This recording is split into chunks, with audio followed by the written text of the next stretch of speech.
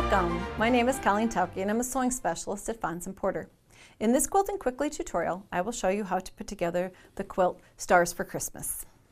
Okay, we're going to be working with 10-inch squares, and you'll see that I have some similar to the ones behind me, but not the exact ones. But any 10-inch squares of a Christmas print will work for this.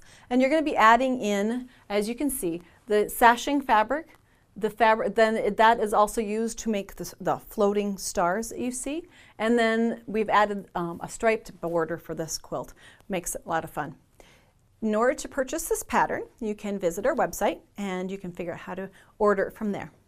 We're going to be using those 10-inch squares in their entirety, and they're going to be sashed to make the rows through this, but the fun part is those floating stars. So let's see how those are made. I've got one of the floating star kinds of blocks here on the work center, and it's using a, in the pattern it calls it light green, but a tan here, and then a lighter color for the star so you can see it really well.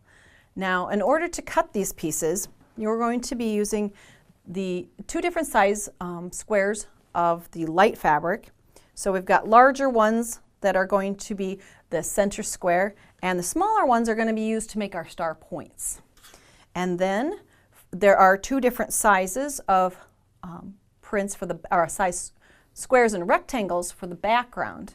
And they're very slight difference in them, only a 1/4 inch difference. The outer pieces here are actual squares that are 3 3/4 inches. And then the pieces that we're going to use to make the star points are 3 1/2 by 3 3/4. So just a little bit of difference. So you can see using a sticky dot, a post-it note, some way to denote, because these are very similar. We don't want to pick up the wrong one and then our blocks won't fit together properly. So organization is kind of key at this point. Here you can see the blocks are quite a bit different, not quite as critical there, but when it comes to those background ones, keep them sorted.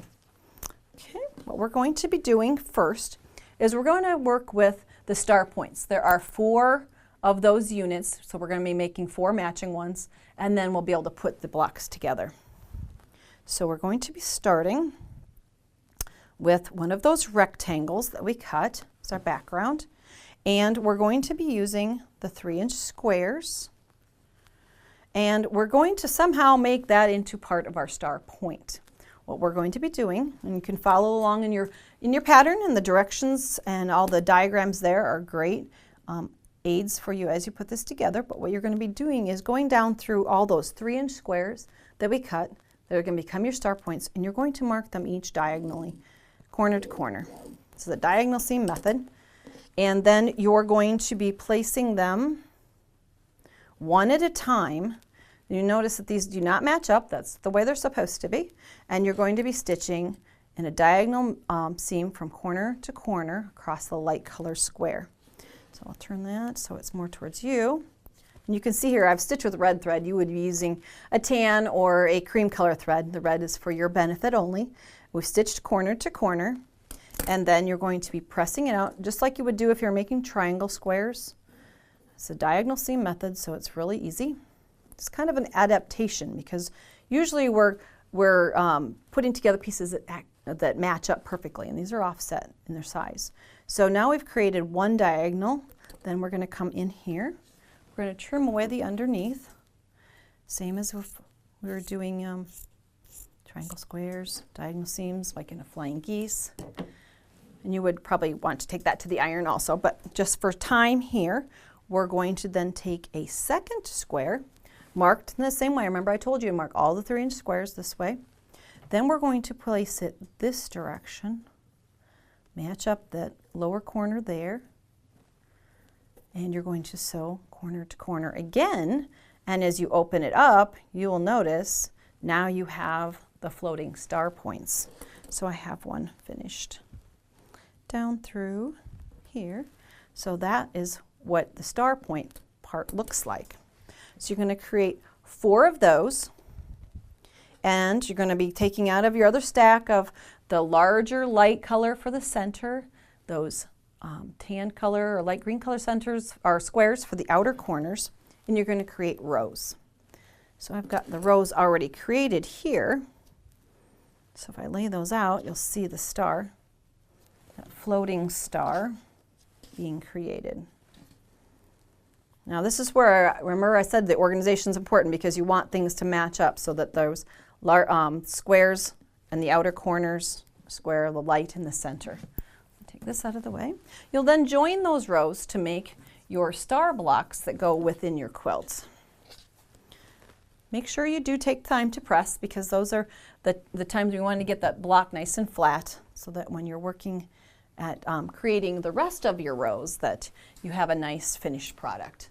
Okay, now you're going to want to be taking your diagram that's in your pattern and the 10-inch square of solid pieces here that you're not going to cut up are going to have sashing added to them. And you will see in the quilt behind me, it's a block, a star. And the stars kind of dance through the quilt, so you're going to need that diagram for their placement. And the sashing then breaks up between the blocks.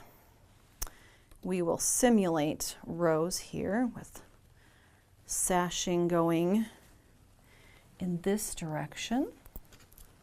And then you'll notice that in the second row, as we begin that second row, we only have half a block. So it's offset like this.